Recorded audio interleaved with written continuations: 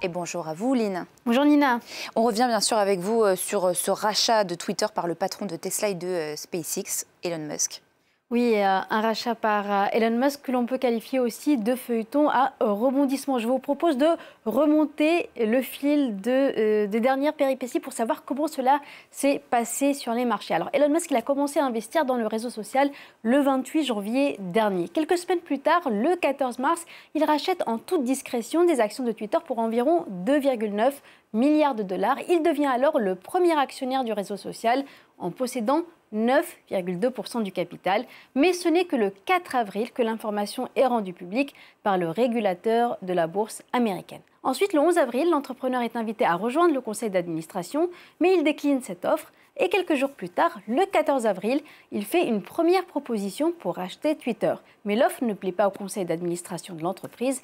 Et dès le lendemain, l'organe de direction du groupe adopte ce qu'on appelle une pilule empoisonnée, avec un objectif, rendre l'acquisition plus difficile par Elon Musk. Alors concrètement, Nina, c'est quoi cette pilule empoisonnée? Eh bien, c'est une clause qui prévoit que si un actionnaire atteint plus de 15% du capital de Twitter, le conseil d'administration se réserve le droit de brader les actions pour tous les autres détenteurs de titres d'actions. Mais Elon Musk ne lâche pas l'affaire pour autant. Il va courtiser les actionnaires du géant du numérique en leur présentant par exemple les détails financiers de son offre via plusieurs appels vidéo. Il va multiplier donc les actions le week-end et son offre semble finalement être acceptée lundi soir. Et quels sont les détails de cette offre concrètement? Alors, on va revenir sur les détails financiers de cette offre. Elon Musk s'apprête donc à racheter Twitter pour près de 44 milliards de dollars, soit 54,2 dollars par action. Comment compte-t-il financer cette opération? Eh bien, il va emprunter jusqu'à 25,5 milliards de dollars à travers 2 prêts contractés auprès de la banque d'affaires Morgan Stanley. Le reste sera financé grâce à sa fortune personnelle. Il s'est ainsi engagé à fournir jusqu'à 21 milliards de dollars de capitaux propres. Le total fait certes un peu plus de 44 milliards de dollars, mais ça correspond au montant qu'il a affirmé ce week-end avoir sécurisé pour mener à bien cette opération, soit 46 milliards et demi de dollars. Plus généralement, quelles sont les implications de ce rachat? D'abord, la sortie de Twitter de la bourse de New York. C'est la première implication. Twitter avait fait son entrée à la bourse en 2013. En sortant de la bourse, une entreprise n'est plus soumise aux multiples pressions des actionnaires et du grand public. Par exemple, elle n'a plus à rendre public ses résultats tous les trimestres. Elle n'a pas non plus à répondre à toutes les exigences de l'autorité des marchés boursiers. En revanche, Twitter devra tout de même rembourser les emprunts accordés à Elon Musk pour financer l'opération, ce qui veut dire que le groupe ne peut sans doute pas se permettre, au moins à court terme, d'abandonner la publicité, comme l'avait auparavant suggéré Elon Musk. Et puis de son côté, le multimilliardaire a déjà suggéré plusieurs évolutions qu'il souhaite apporter à Twitter, comme l'ajout d'un bouton modifié pour corriger un tweet après publication. Il souhaite aussi des changements dans la formule d'abonnement payante Twitter Blue.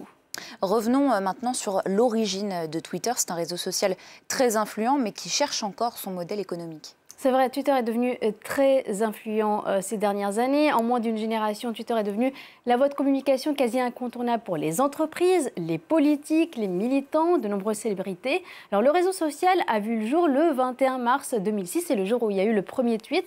Son principal fondateur et PDG au moment de sa création, c'est Jack Dorsey, un informaticien et homme d'affaires américain.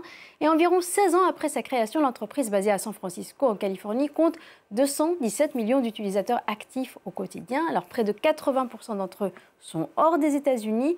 L'entreprise, on l'a dit, elle a fait son entrée en bourse en 2013, mais pendant de nombreuses années, ses comptes, ils sont restés dans le rouge. Ce n'est que fin 2017 que la plateforme dégage son premier bénéfice net et il faut attendre l'année suivante encore pour avoir une année pleine de bénéfices, une année entière dans le vert.